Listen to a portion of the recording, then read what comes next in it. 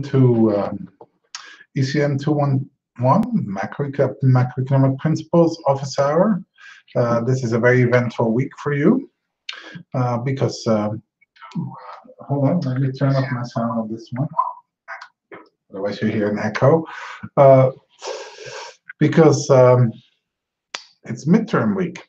So there's a lot to do for you this week. You're going to go through week 4, which is not the most material, but I will show you some of the things that I hope you can take away from this. Week 4 really applies the market imperfections that you looked at last week to 4 big markets in the economy. One is the market, well, it's not a market, it doesn't exist, but the types of goods that we call public goods, as well as common pool resources, and as well as club goods. So these are 2 different types of goods for which a market will fail, either because everyone can use them, you can't limit access to them, or if I use it, some other people can use it as well, and it doesn't really reduce the amount of benefits people get from this. So this is called non-excludability and non-rivalry.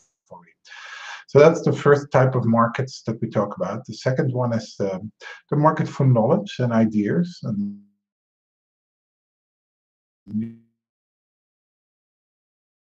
it's directly applicable to your life. And then the third market in part 4.1 is the market for medical care, which makes up between a sixth to a fifth of the economy. So it's a huge market. And finally, we look at the biggest market of them all, which is the labor market, in which most of us make most of our income. And that's done in part 4.2, where we ask ourselves, what types of rigidities, frictions, distortions can cause the labor market not to be in equilibrium and there to be unemployment? So that's the question that we're addressing in part 4.2. So those are the parts that we cover this week, and then in addition you have your midterm exam. So I wanted to talk a little bit about the midterm exam, and the way I want to do that is to share my screen with you and to show you some pieces of course content that will help you with it and give you some practical information. So let's do that first, and then we will we'll talk a little bit more about the part 4 course content. So Igor from Brazil asked a question on the discussion board about the format of the proctored exam. Let me first tell you the formal details. I'll do that by sharing my screen, so give me 1 second. And then I will, and then I'll talk a little bit about the types of questions that are in there.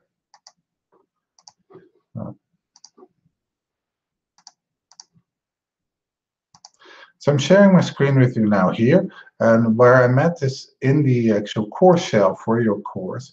In particular, I'm in the part that is about the midterm exam and the exam overview. As you can see, today it's February 1st, but you still have time to complete the exam until February 5th, 6:59 UTC. And by now, you're much better at figuring out what UTC is than I am. But anyway, to the bottom line is Monday, February 5th, 6:59 UTC. Now, if you don't know how long from that it is, then here's the clock that's ticking down for you. So you have 3 hours and 10 minutes still to go for those of you who are watching this video live. If you don't watch it live, this clock won't be up to date. You'll have less time to complete it. But you can see the amount of time you have to complete it if you go to this part of the course shell. So that's the first thing. Then the second thing is that it covers week 1, part 1 through week 3, part 2. Because these parts also use the introductory week, part 0-2, there are some questions that are related to week 0, part 2, but the main course content is week 1, part 1 through week 3, part 2. And there are 40 questions. 30 of them are the ones kind of like the practice questions, the test your knowledge questions. And then about 10 of them are about definitions from the glossary that comes with the course. Once you start, you have 3 hours to complete the exam. And once you submit an answer, you can change your mind. So you only have one chance to submit, and that's it. That's your submission. So make sure that you um, make sure that you click when you're pretty sure that you have the right answer. So if you have decided to become ID verified, what you have to do is make sure that you opt in for proctoring if you want to get credit at the issue, so that we actually know that it's you doing this exam. And there's a whole bunch of rules on proctoring on the course website. They're actually, if you want to know those, they're under the actual course content, course information and support, and then they're repeated again under the course midterm exam and exam overview. So here, technology requirements, policies and procedures. So I would strongly encourage you to read all that. And then there's one thing that we really wanted to tell you is that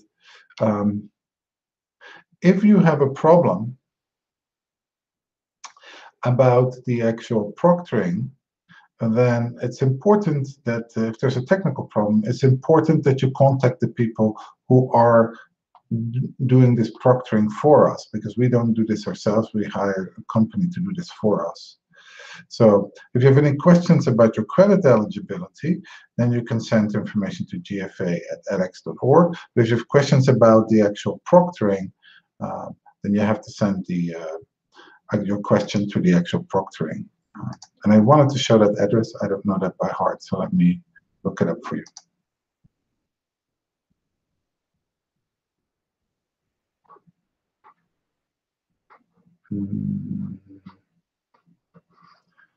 It might be on the discussion board.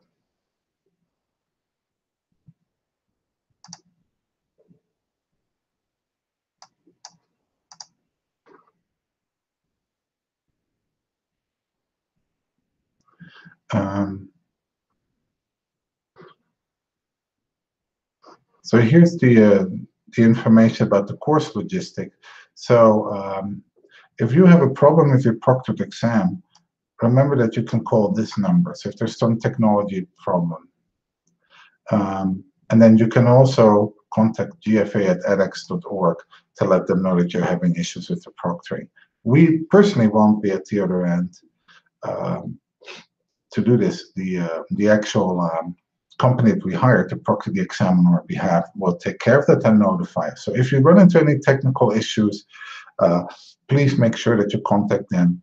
Before you start the exam, of course, make sure that you go through the proctoring technology requirements and the proctoring policies and procedures. And there's a little video about best practices on this as well. We're all rooting for you. We hope you all do very well. We're not here to be mean to you, so do your best. Make sure that you try everything out, and once you click submit, you understand that this is the most likely right answer that you're asked for. So that's on the exam. So then Igor's question was not only about how long is the exam, so 3 hours, 40 questions, but also about what's the format of the exam. And we really set the midterm up to be basically an extended version of the quizzes you've taken. So by now you've taken 6, well, maybe even if you've worked through week 4 already, partly before you hit the midterm, you've actually done 7 or 8 quizzes. So you've done between 6 and 8 quizzes. And so think of basically those quizzes together being one big midterm. Now, the questions obviously in the midterm are not literally taken from the quizzes, but they're very similar in style. You'll be asked some parts from the glossary and then some questions that are very similar to the ones that are on the quizzes and on the test your knowledge questions. And most students, how this works, and this works basically every time you teach an online, is not different. Most students who work carefully through the homework, so the test your knowledge and the quizzes, do well on the exam because they've had enough practice to gain the knowledge needed to successfully do the exam. The students who have been less careful on the homeworks and on the preparatory assignments are just less prepared and tend to do worse. So as we say, there's a real correlation between how well you do on the test your knowledge and quizzes and how well you do on the midterm. So good luck on that. Make sure you submit it before the deadline, and we're looking forward to seeing all your answers.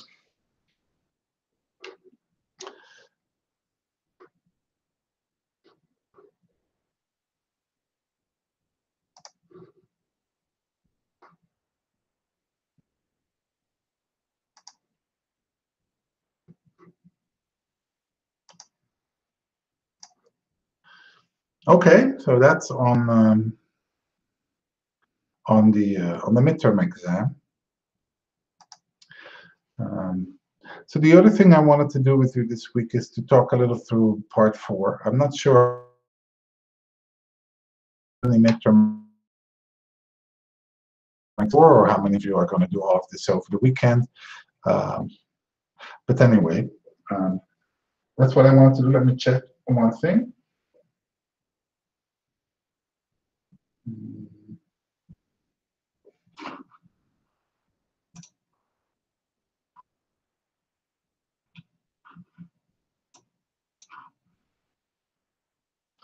Okay, that all looks good. What I want to do on part 4 is really talk you through each of these parts separately. So basically, I'm going to briefly talk to you about club goods, about the healthcare market, about the market for knowledge, and then about the market for healthcare. Those I'm going to do very briefly, and then I'll talk a little more the last 15 minutes of this office hour through the labor market. And that's partly because I'm actually an expert on labor market statistics, so I like talking about them. So, let's, while I'm clicking, I'll continue to talk to you through what I'd like you to have a look at. So in part 4, the first part of part 4 looks at different types of goods classified by 2 different topics. One is non-rivalry, and the other one is non-excludability.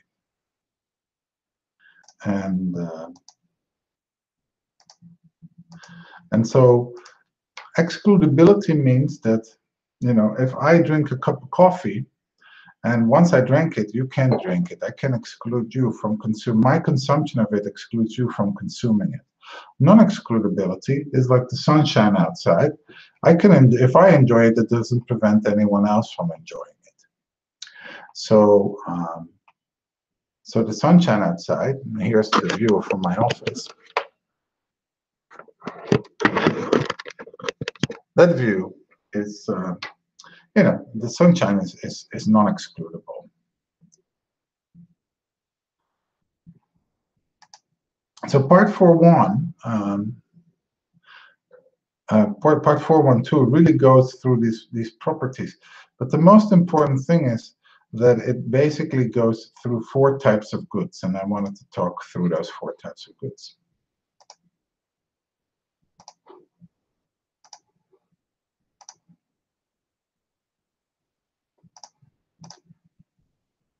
Here they are. This is the most essential slide of 4.1.2. Namely, it's on 4 types of goods. So there's goods that are excludable and that are rivalrous. So this cup of coffee you buy at the coffee shop is like that.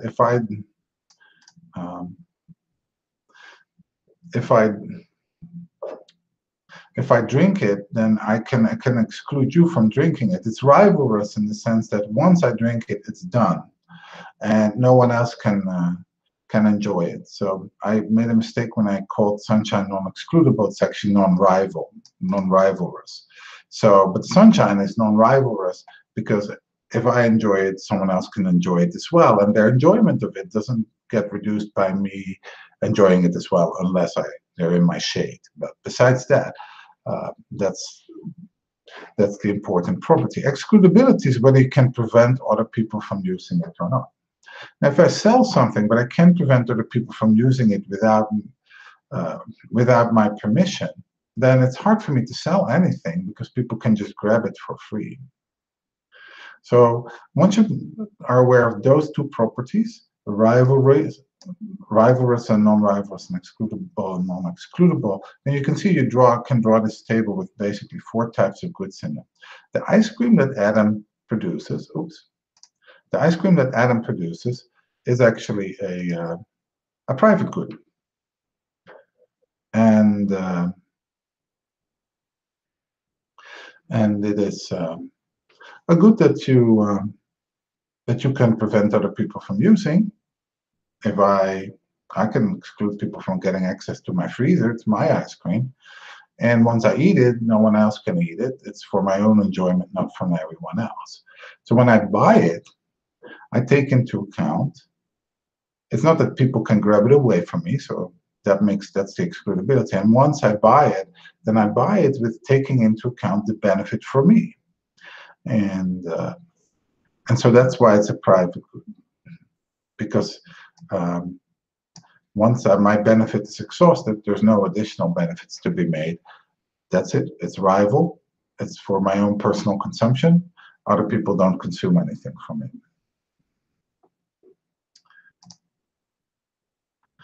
Now, other things are a little different.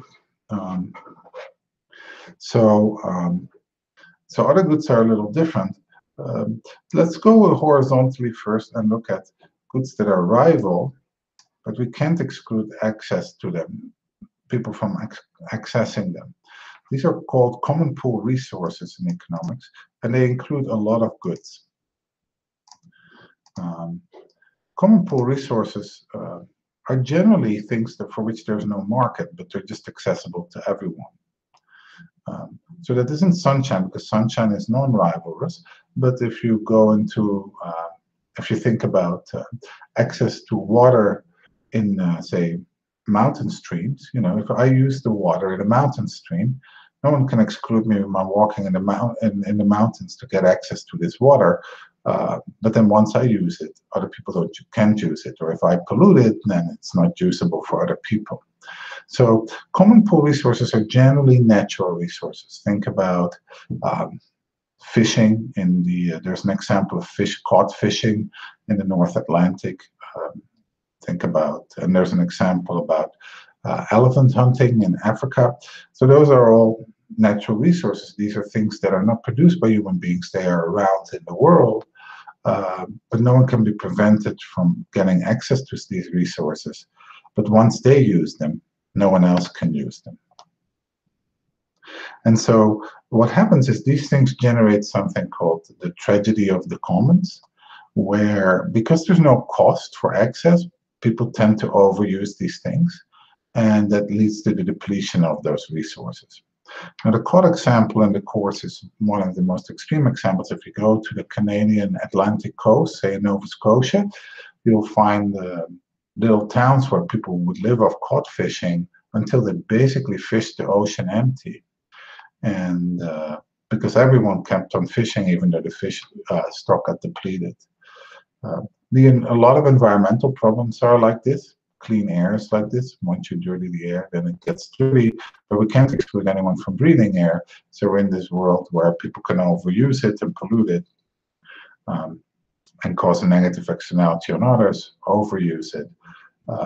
So that's common pool resources. And then club goods are goods where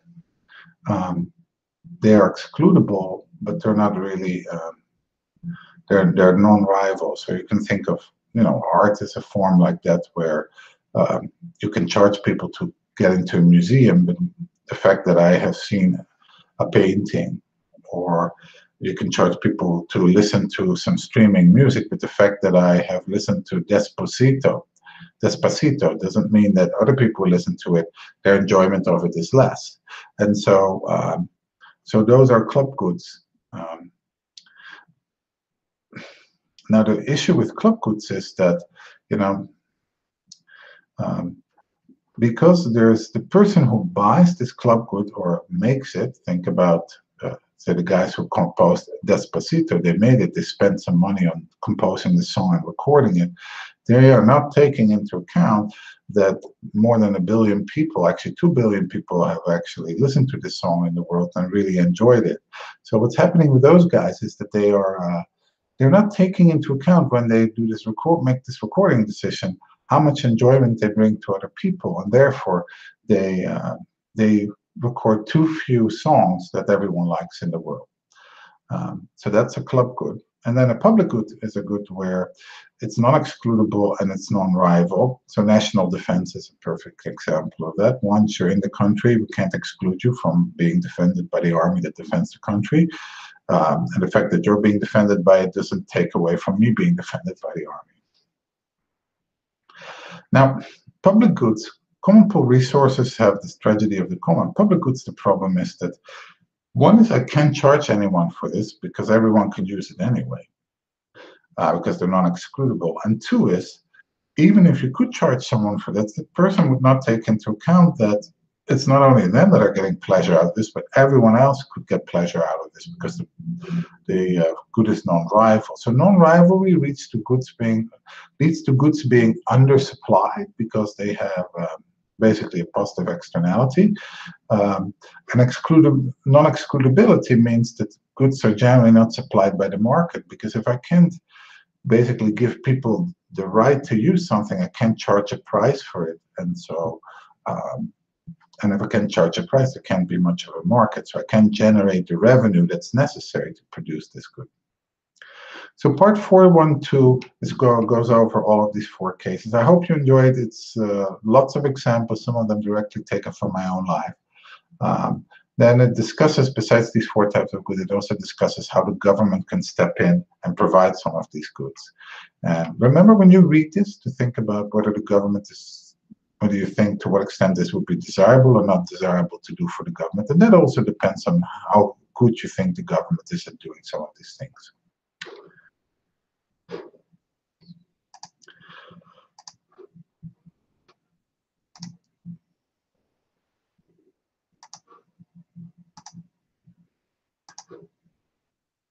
So that's it. So that's 412. And then in 413, there's actually a particular type of good that's non-excludable, and that's especially non-rival, and that's knowledge. So think about it this way: if you have the fact that you are taking this course with about 1,500 other students, it doesn't matter that it's 1,500 or only 100. It's not taking away from the value of the knowledge that you are getting out of this course. So this course, taking this course is a non-rival consumption good. And the knowledge you obtain in this course is non-rival. Now, it's still excludable because we can manage access to edX and in principle do that. But many other types of knowledge are not excludable. If you know the secret is out of the bag, if E is mc squared, the formula is published, everyone can use it. We can't exclude anyone from using it. So a lot of knowledge is out there, and it's not excludable anymore. And so knowledge has a large part of it has a public aspect of it. And so in the second, in 413, we discussed the market for research and knowledge, how we obtain knowledge, and the market imperfections that come with that knowledge. We also discussed the market for knowledge, not the general knowledge that's out there, but the knowledge that you absorb and learn. That's called human capital. That's the knowledge that makes workers better. The capital that is embodied in the humans that we use in production. Now, the market for human capital has a bunch of other problems with it. Some of it has to do with that you have to understand, there's a lot of positive externalities in education. People who are educated tend to, the fact that people are educated around you tends to make you more productive. So there's positive externalities to education. And in fact, a lot of people aren't aware that getting an education doesn't only help them make higher wages, it actually also helps them make better decisions in life about healthcare, about say personal investments, things like that, where they benefit from education beyond the realm of your job and your labor market outcome. So education even has a positive externality on yourself in a weird way. People don't rationally internalize all the benefits of education, and as a result, people tend to underinvest in education, and that's why the government education. And on the knowledge side, as you'll see in part 413, there's a couple of other interesting things to think about. One is that if I generate some piece of knowledge that everyone can use, and that will never, the amount of usage of it won't deplete its value. That means one is that I will undersupply knowledge because I don't take into account the effect of its non-rivalry, that other people benefit from it. And two is that if this knowledge that I create, if I can't really generate any revenue from it because people can just take that knowledge and start using it themselves, in that case, I have no incentive to ever generate this knowledge and do any research. So the patent system is one of the systems that's set up such that people who have ideas, who come up with ideas, let's say it this way, they make some deliberate effort to come up with ideas, can actually get property right over those ideas. That's called intellectual property. And then for a while, the government protects their ownership of these ideas in order for them to generate the revenue that they can use to cover the cost of coming up with those ideas. Now, the patent system sounds like a great system, and in many ways it is. It's hard to imagine many of the inventions that we have having been invented without the incentives of the patent system, although there are things like open source software that's not patent protected at all. But it also comes with a lot of disadvantages. So in 413, we discussed those as well. And then the final thing that I wanted to say about 4.1 is in 4.14, we do the healthcare system. Go through it. What I hope that you get out of that is there's a really nice little exercise in it about adverse selection. It's actually an idea that George Akerlof came up with. He's a professor at Berkeley, although he's currently at the IMF. And he came up with this in the 80s. And it really shows how in a market where people don't fully have full information about the other side of the market, so in this case, health insurance companies can't fully assess the level of health of the customers that apply for insurance. In that case, what will happen is that the price in the market is set such that the people with the best health are getting an insurance premium that's really high for the needs that they have for medical insurance.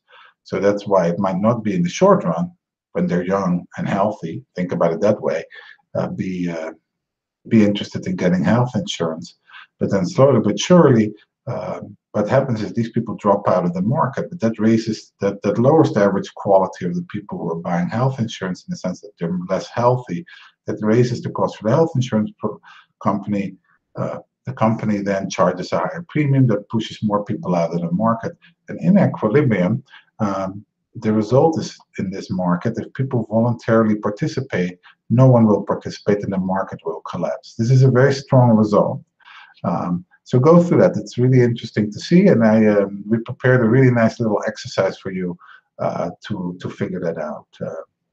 And I hope you enjoy that. It's a very deep insight. It's one of the reasons that in most countries in the world, health insurance is something that's mandatory and not voluntary. Because in a voluntary market with voluntary participation in health insurance, that's a market that tends to collapse.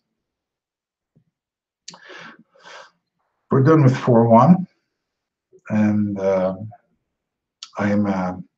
Yeah, this is a fun part. I like preparing it. I hope you enjoy going through those three markets and really see how it's important to think about market efficiency and when markets work, but it's just as important to understand what might be the sources of a market not working. And so that's the next thing.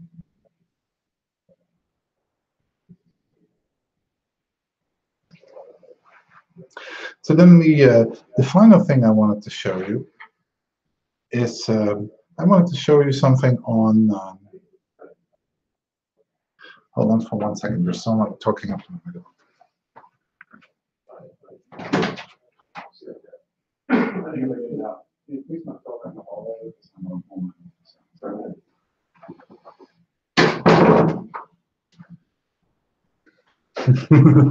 I'm back. I had to reprimand someone because they were talking loudly in the hallway. But anyway, so the final thing I want to talk about is through the labor market. In particular, what we are seeing now in the world, worldwide, is economies are growing everywhere. This is one of the unique periods, actually, over the last 60 years where we're seeing worldwide economic growth. And with the growth comes firms hiring people. And more people who initially could not find a job can find a job now, and the unemployment rate is declining in many countries. So let me show you the unemployment rate from the United States.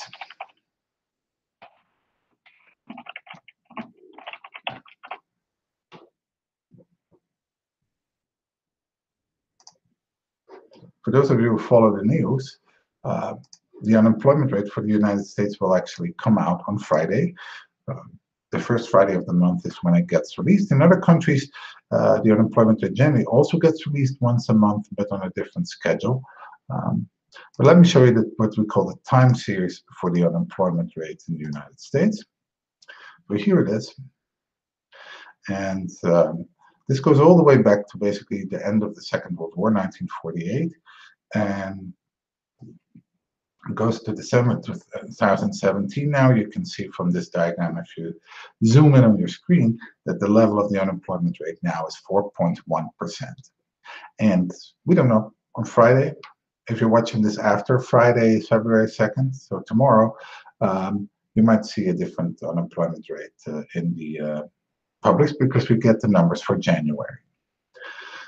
So one of the big things, though, is, so what does the unemployment rate measure? It measures not the fraction of the population that's employed, that's called the employment rate, but it measures, or that's called the employment to population ratio, my apologies. So the fraction of the population employed is called the employment to population ratio, but there's many people in the economy who don't work because they don't want to work, maybe because they go to school, or they take care of their kids, or they take care of their elderly parents, or they are disabled, or not able to work. So there's many people in the economy who don't want to work. So there's some sense that we need to figure out, in order to understand how many people there are who would like to work, but they can't find a job. We need to first figure out how many people would like to work. Now that's known as the labor force. And let me show you the labor force.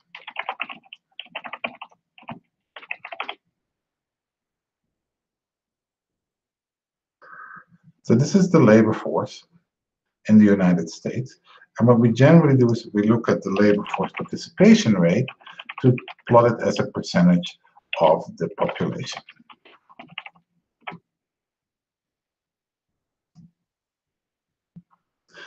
And so this is the fraction of the population, the civilian population. So that doesn't include people in the military. It also doesn't include people who are incarcerated or for other reasons institutionalized. But of the people who are not, who are part of this population, we're finding that about 2/3 of them would like to work. It's a little less now than 2/3. When it peaked at 67%. Now we're back at 62%. I do want to show a couple of things that are interesting in this chart. First of all, don't get deceived by this chart. It doesn't start at 0. It starts at 58 and it goes to 68. You see, so it's not that the participation rate went from 0 to something big and now it's coming back. This starts at 58. So it was about 60%, the participation rate, a little below 60% in the 50s and 60s. And then here in the United States, women increasingly started participating in the labor market, and a larger and larger share of women started finding jobs instead of being stay-at-home mothers. And so this increased the labor force participation rate all the way through basically the 2000s. Now, this is the civilian population. There's no age limit to this, so you're 16 and over. There's a lower part to it, but no upper limit. So if you're 85, you're still part of the civilian population, 16 years and older. So the denominator of this thing includes a lot of elderly people. One of the things that happened was that the population started aging in the 2000s, and as a result, the participation rate has been declining, partly because of the aging of the population, because all the people retire, they don't want to work and they're not working. There's a disconcerting trend that part of this decline in the participation rate in the United States actually isn't older people, it is middle-aged workers, especially men, who are not working. And one of the reasons that this might be happening is because of by now increasingly widespread drug addiction among people in the United States. So that shows up, a story like that, the opioid crisis shows up in aggregate statistics. Here's one way it shows up, that the fraction of the people in the population who are either working or they're looking for a job is actually declining. But that's only part of the forces that causes this decline. You also see that it's gone up a little. It's basically the participation rate has been flat now for about 2 years, give or take some wiggles. And this is largely because the labor market is strong, and we're actually seeing some people coming back into the labor force. So even though the actual trend would be downward sloping, the fundamental demographics and stuff, we're actually pulling some people back into the labor force because they're finding job opportunities they think are worthwhile joining the labor market for. I started with the unemployment rate. So this is the fraction of the population that either wants to work or is working as we speak. And so think of this as the fraction of the population that is supplying their labor. It's the labor supply. The unemployment rate then measures as a fraction of the supply the fraction of people who are not working but are looking for a job instead of working. That's what the unemployment rate reflects. So it reflects the part of the labor supply that is not demanded by employers. And, in equilibrium, one of the things that puzzles is if you think about the basic market of the model of the labor market that we looked at in section in part 3, in that model, the real wage would just adjust for the labor supply to be equal to labor demand. But that couldn't explain then why there are some people who are trying to supply their labor in the labor market, but they're not being hired by anyone, which is what the civilian unemployment rate is suggesting. And so what causes the unemployment rate to exist is a big puzzle in economics. A lot of things, it turns out the unemployment rate is a very good indicator of how well the economy is doing. So, and as you can see, because it's almost at a record low, the economy is pretty strong in the US at the moment. But why is this thing then on average not even zero? Why is this thing never zero? Why is it always above zero?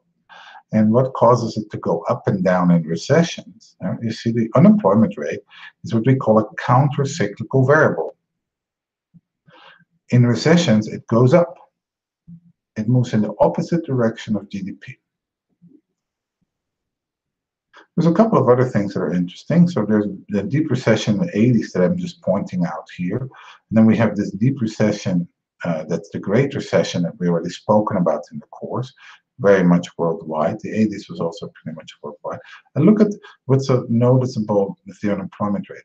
This unemployment rate it tends to run up really fast, and then it tends to come down much slower. You see that?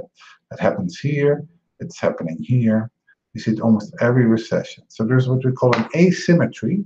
On the left, it's steeper than on the right about the upswings and downswings in the unemployment rate. But the main two questions are, why is there any unemployment even when the labor market is really strong? And the other question is, why does unemployment go up and down during recessions? And those are not independent questions. They are answered in similar frameworks. Now, in part 4.2, we explore those, and I hope you enjoyed it. The first thing we look at is whether this might just be because labor demand is really low, and for example, or labor's and that would be because we're taxing either workers or employers. So this is distorted. But distortions, the problem is, distortions cannot explain in the labor market. They will affect the equilibrium quantity of hours worked and the equilibrium real wage, but they don't explain why the real wage would not adjust to equate supply and demand. So distortions are actually one of those things where it is actually not so clear that they can explain unemployment. And most economists think that distortions affect the quantity of labor and the wage in the labor market, paid in the labor market. But they don't really explain to us why there would be unemployment. There are basically two theories of why there could be unemployment, and they are covered in the subsequent parts of 4.2. One is that wages don't adjust very quickly. Those are called wage rigidities. And so in part 4.2, we'll look at why, if wages can't adjust immediately, you could have that if labor supply shifts in, if labor demand shifts inward, then the wage is going to be stuck at a level that's a little bit too high for a while, or it's too high in the sense that it's a level at which the labor demand is smaller than the labor supply, and you would have unemployment. Go through that section. It has a couple of very good interactives that you can go through and try it out yourself. You can generate unemployment. It's just there to generate. And in some markets, wage adjustments are specifically regulated. In particular, in markets where labor markets where we mandate a minimum wage, and that minimum wage is binding. In the US, this is mainly true for workers in restaurants and in hotels and kind of low-skilled service workers. Many of those have jobs where the federal government mandates a minimum hourly wage, and state and local governments often mandate one that's higher than the federal government does. And but that means that their employers are forced to pay a higher wage than it would be if the wage would be allowed to adjust to equate market demand and market supply. So more people want those types of jobs now that the wage is higher than they would if you would have the wage adjust. So go through that. The minimum wage part is what we call a price floor, and it's a very useful thing to work through. So we already looked at a price floor before in part 3.1, and this is an example of that. And then the final part is about bathtubs and the labor market, and namely on stocks and flows in the labor market. One of the reasons there is always some unemployment in the economy is there's always some people that are in between jobs, that have just been laid off, or they're looking for something else, or they've decided it's so easy to find a job, they're just going to go on a long vacation. So they quit, but they're looking, they're confident they're going to find a job. They're still considered unemployed in the sense that they are looking for a job and they don't have a job, but they're not that serious about getting one. Now that's kind of the exception. Most of the times when the unemployment rate is high, it's the opposite, where firms lay off workers and it just takes a long time for those workers to find a job.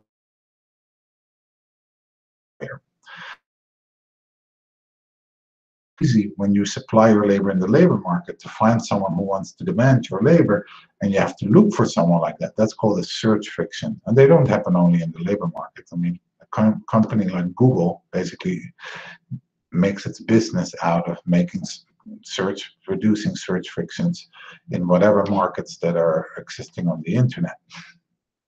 Now, in the labor market, such search frictions are extensively studied, and the fourth part of part 4.2 will explain that to you in the context of thinking about the labor market as a dance floor, or thinking about labor market stocks and flows in a bathtub framework. I hope those two visualizations really help. If you're like me and you've been stuck on the side of the dance floor a lot because you're not a good dancer, I'm sure this will help you understand what's going on in the labor market. So that's for part 4. I wish you the best on the midterm. I hope you do really well. And then I will I will talk to you next week. There's one more question from the discussion board that I did want to address. Someone posed a question about stagflation, and could I please explain about stagflation? I haven't forgotten that question, but that question is not relevant for part 4. So I'll move that to part 6 when we do monetary policy, when we're really thinking about stagflation in a monetary policy framework. So we'll revisit that question. In the meanwhile, enjoy going through all the material, and then I'll see you at the other end of your midterm and at the other end of week 4. And then week 5, next week, we're going to talk about the government. We're going to do some accounting for what the government spends on and what the revenue is for the government. That's in 5.1. And then in part 5.2, we're going to ask ourselves, what are the goals of government policies, and how does the government intervene in the economy, and how can we think of the effects of government policy in the economy? Now, that's the topic that's probably the most controversial in macroeconomics. And what I hope is this. I hope that you learn to think in terms of costs and benefits, in terms of marginal costs and benefits, and in terms of marginal analysis. I'm not going to sit here and indoctrinate you and tell you should think one way or the other. What I hope is that we're able to teach you a way to make up your mind and to form an informed opinion. So, well, that's it. Hopefully by the time next week comes around, you're on your way to reading some of the part 5 and on your way to forming an informed opinion about what the government does. I'll see you next week. Bye.